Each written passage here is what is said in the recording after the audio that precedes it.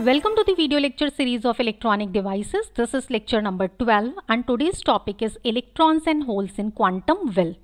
So here you have to understand how the quantum well is being formed and what is the use of quantum well.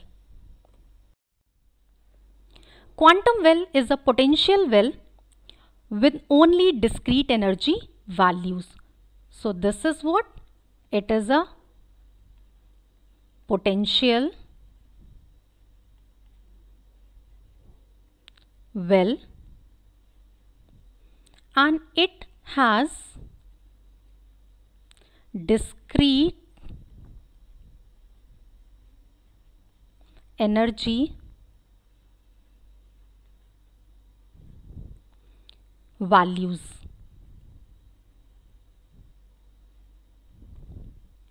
Quantum wells are formed in a semiconductors having a material sandwiched between two layers of other material. So here a material is sandwiched in between the other two layers of the other type of semiconductor. Like if there is a semiconductor A, it is being sandwiched in between the two other layers of the different semiconductor materials, which is being denoted as B.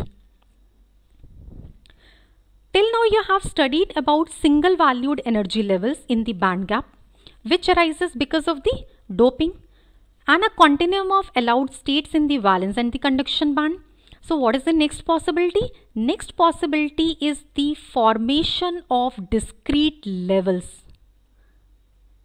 Formation of discrete levels for electrons and holes because of the result of quantum mechanical confinement. One of the most useful application is in multi-layer compound semiconductors. So this is one of the application. Here a single crystal can be grown in which adjacent layers have different band gaps. As I have shown you over here, since there are two materials A and B, so there must be some variation in the band gaps. So because of the consequence of confining electrons and holes in a very thin layer, these particles behave according to the particle in the potential well problem. So now we will discuss in detail about such heterojunctions.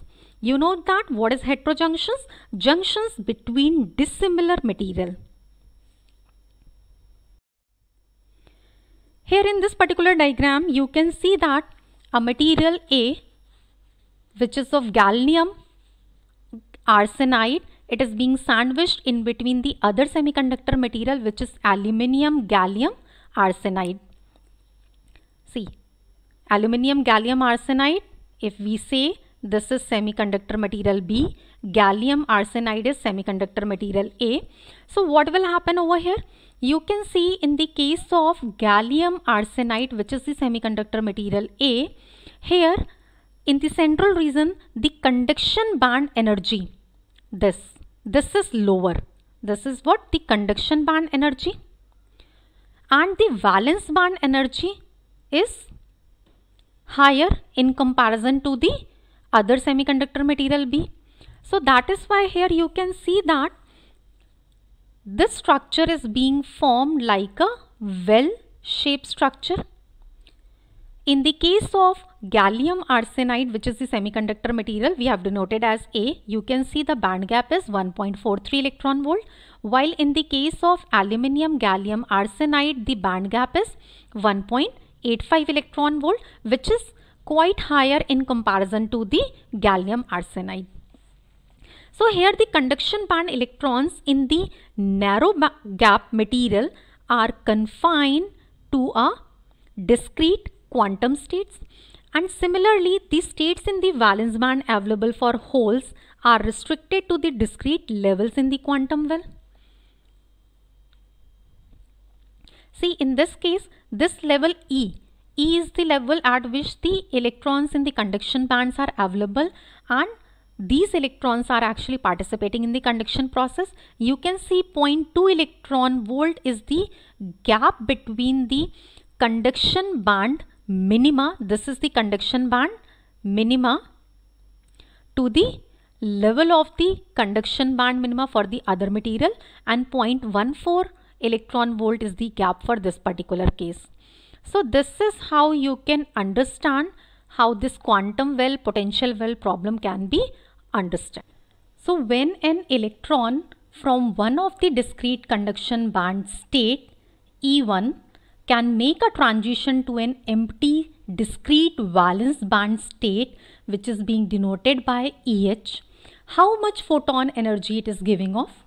You can understand it as semiconductor material B, then A, which is the gallium arsenide, then again B. Here it represents the valence band. So this is how you have understood the concept of quantum well. This is conduction band, this is valence band. So if electron is moving from one of the energy level, which is E1, from this conduction band to this empty state which has an energy level EH, and here the band gap is being denoted as EG. So it will be giving off a photon energy which is equal to, this will be what? E1 plus EG plus EH. So this much of the energy is required. This is how you can understand the concept of quantum well, and you can calculate the energy required at any discrete level from where the transition takes place from the conduction band to the valence band. Topic for the next class is carrier concentrations. Thank you so much for today's lecture.